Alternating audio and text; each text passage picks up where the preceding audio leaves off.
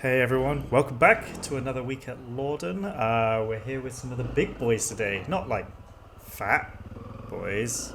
Uh, Big boys on big bikes. Big bike? Big bike boys. Yeah, well, whatever. We have Alan on an Africa Twin, and we've got obviously Lucas riding around on a 790, and we have a few other fellas on their like smaller bikes. Yeah, they're normal ones. So with the guys wondering whether or not their larger bikes could do the jumps, obviously they can. We came back to Lawden, so yeah, there's obviously these logs here that we like to hop over, and they're not too terrifying. And also after last week, Lucas wanted to drive up the one that was parallel to the hop, because we've never done it before. So this time through, I'm just trying to not only lean back, but jump a little bit as well, so that I can get my front wheel to pop up. Not like a full-on wheelie into it, but just to raise the front wheel slightly more than previously, so that I can get it to sort of like hit the log and then bounce up in the air, and then I try and carry my throttle through, because this is why I've been cutting the throttle as I hit the logs, and it's sort of making me nosedive a little bit. So I'm just trying to get out of this habit.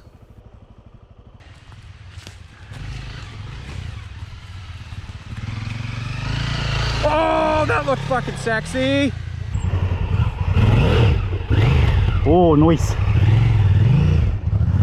Oh, you gotta do it now, man.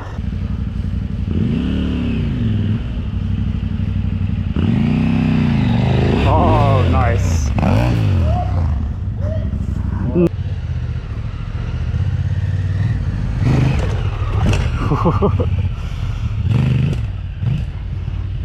He's broken this set apart.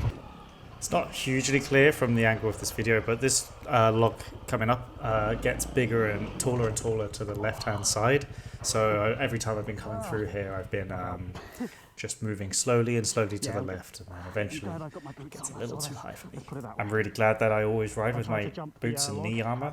It's not quite the level of knee braces, but either way, I'm still glad that I had them on today, because it made a difference here. That squishing force of the bike pushing against my leg and the tree, it's definitely a reminder that you have to wear this stuff.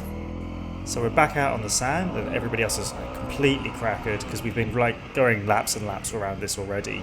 So this time I've decided to go the alternate way, the reverse way around the sand pit.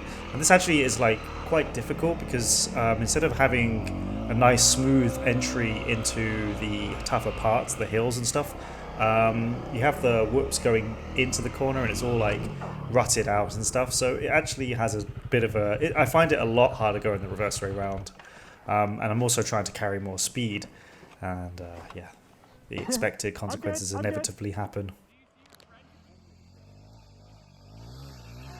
Another thing is that I'm trying to constantly think a bit more about my positioning. So I've been sitting more and more forward in these corners, just to try and see what gives me the better turning angle, just harder and harder turnings, faster turnings. Unfortunately, I eventually sat too far forward, so when I gave it some throttle, coming out of the corner, it whipped and threw me off. Oh. You okay? He's good.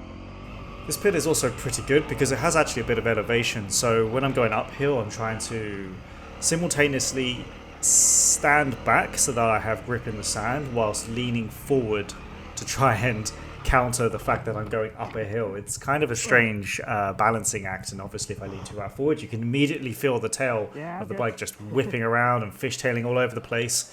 But if you don't lean forward, you feel like you're just going to fall off the back of the bike. It's a very peculiar feeling to be trying to go up the hills in this pit, but it's good fun. So I like just practicing this area. I'm thinking it's going to come very useful in future when riding more tougher terrain. I'm obviously also just cutting out the 15 plus laps that I've done as well between these. Everybody just wants to see me crash, because you're all sick bastards. Well, except for my girlfriend. She probably doesn't want to see me crash, but realistically she won't watch this video, so it's all good. Yeah, nice. So we're going back through some nice flowy single trail here. You can see like the leaves are changing. We've got Lucas' head on the bright orange get up on his bright orange bike because he's just really drunk the pumpkin juice real hard.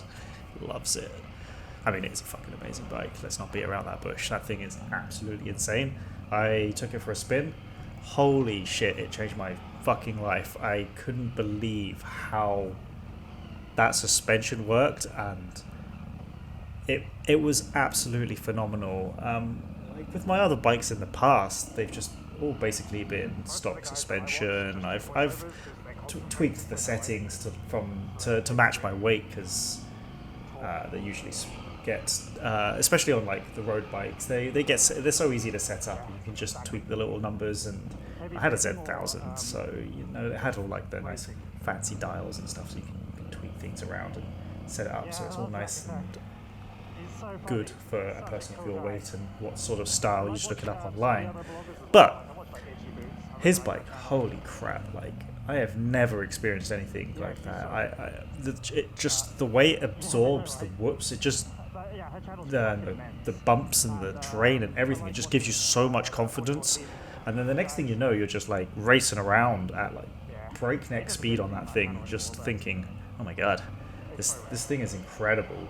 And then you realize that his suspension, because it just came with the bike, because that's the special edition that he happened to get hold of, that suspension's worth more than my entire CRF by itself, which is just kind of mind-boggling.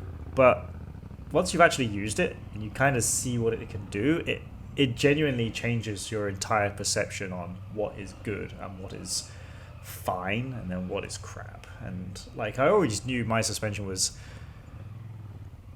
very soft and incredibly mediocre, but then once I tried his and saw what high-end good suspension feels like, it has completely changed my perception of what good suspension can do. Absolutely mind-boggling. Absolutely mind-boggling. Calm. Oh, now I'm dreaming of his suspension. Oh. Just a man fantasizing about another man's toys. I mean, I don't think it's weird to fantasize about another man's toys. Or, well, you know, admire. Let's not say fantasize. Let's say admire. Yeah, I'm admiring how amazing his toys are. Yeah, so anyway, here I'm just going back through this nice little windy single trail. I'm up front this time, so it's nice to just go along at my own pace. And like, don't get me wrong, these guys are, I would say they're better riders than me, but they're just held back by the weight of their own bikes. Like the Africa Twin is what? It's 242 kilos or 534 Freedom units. And the KTM is like 200 kilos or 440 Freedom units. And even though it has that special design where everything is down super low on, like the fuel tank isn't actually at the top, it's at the bottom, which is kind of cool, which is why it has those weird like boob shapes poking out of its lower part of the engine. I don't really know how to describe it other than that, but either way it changes like how the handling and the characteristics of that bike feel, and it just means like it doesn't, even though it's all changed and improved with that setup, the bike is still heavy. So even compared to the CRF, just whipping through these little single trails, it's not quite the same. I think it's actually wider as well, because there's some trees in here that he has to sort of come up against, and then he has to lean the bike over one side and then just squeeze one boot through and then tilt it through the other side and then just wiggle the other part through before he can get through, whilst I just have to be like, handlebars are fine, through I go. I actually like this little off-camber, rooty, uphill, muddy bit, although I've not actually yet tried it in the rain, so I imagine if I was here in the rain and I tried this would be a bit more of a shit show, that's for sure. So as you can see, summer is over now, the leaves are starting to fall, the trees are starting to change. There's probably not that many more rides left this season, sadly, because with the Canadian winters, once winter hits, it hits fast, and the temperatures, I mean, last year, I think I've got like a photo from the start of November, and it was -8 and snowing, so, you know, that's a little too cold to be dual sporting. Might still be able to trailer somewhere, but that's probably the end of the season, and it will be time to start winterizing the bike. And then, the start of next season, I have a new bike to pick up. It'll be a little bit more specialized than this one, so hopefully I can start learning more complex things and trying to improve my skills and techniques, and not also get so exhausted riding through the woods. Yeah, I do have a list of things that I want to learn next year. I want to learn how to do sit-down wheelies from standstill. I want to learn how to do pivot turns. I want to improve my log hops.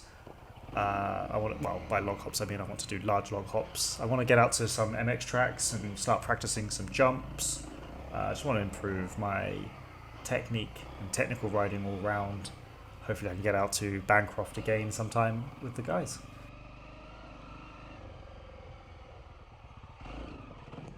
So that's it for this one.